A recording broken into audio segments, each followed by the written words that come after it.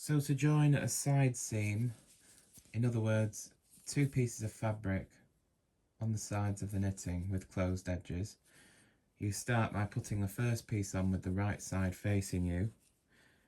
Try not to stretch it if you can help it.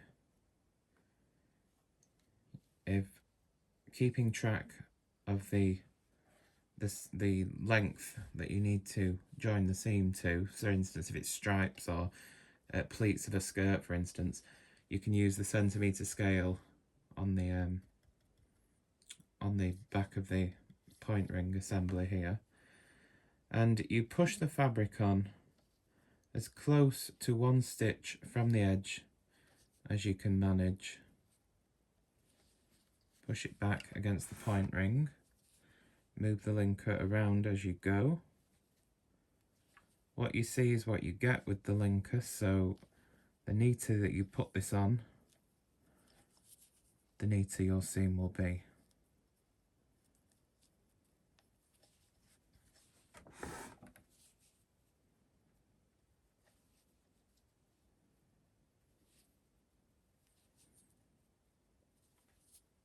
Try not to put on too much at once.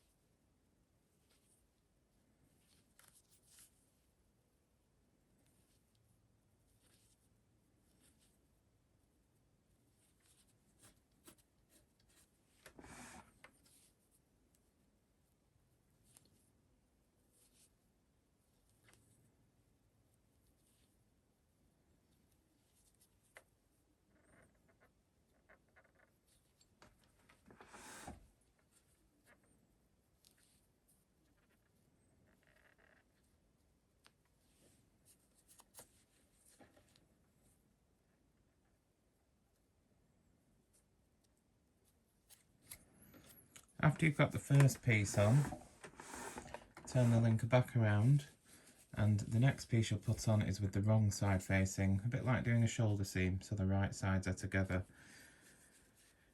And again, one stitch from the edge as you can manage. It's a bit trickier to see because you haven't got a very strict vertical line to follow as you would on the knit side, so you can turn the linker to the side and then you can look visually from the side where that fabric needs to go. Makes it much easier to put the side edges on with the wrong side facing. Of course, the more you do this, the faster you'll get, but just remember, the neater you put it onto the linker pins, the better your seam will be, so there is no rush. Just take your time with it if you want to get a really, really neat edge. This is just a sample, so I'm not, because I'm showing you, I'm not taking as much care as I would if I was knitting a garment.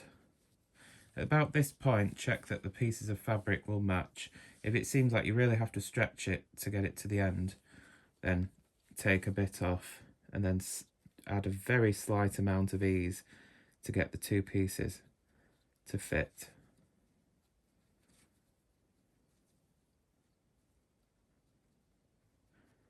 Of course, matching up stripes with the linker is very easy because you can see so clearly where you're putting the two pieces of fabric, where the stripes need to match up.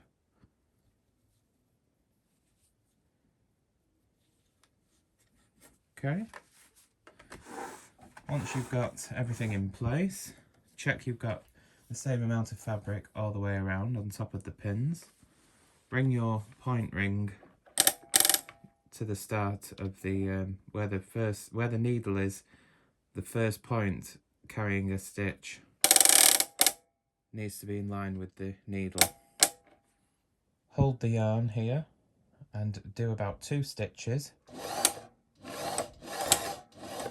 and then take the loose end of yarn and weave it over and under the linker pins just for a few pins to finish that edge or that end of yarn, so you don't have to darn it in later. Keep hold of it until you've gone past it and continue linking.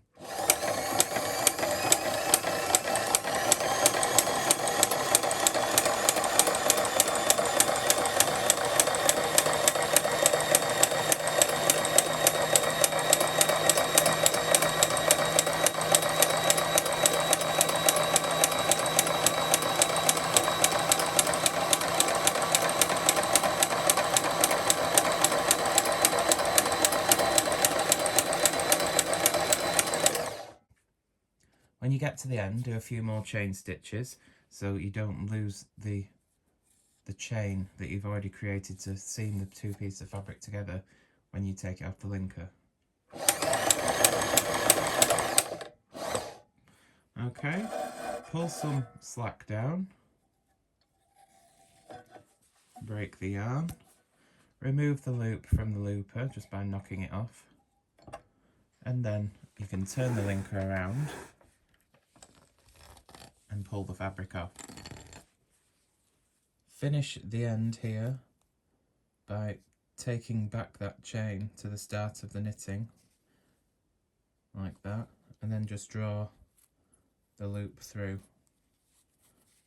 like that.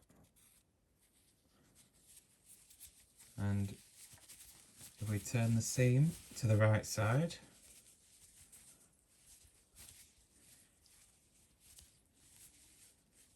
get it the right way around.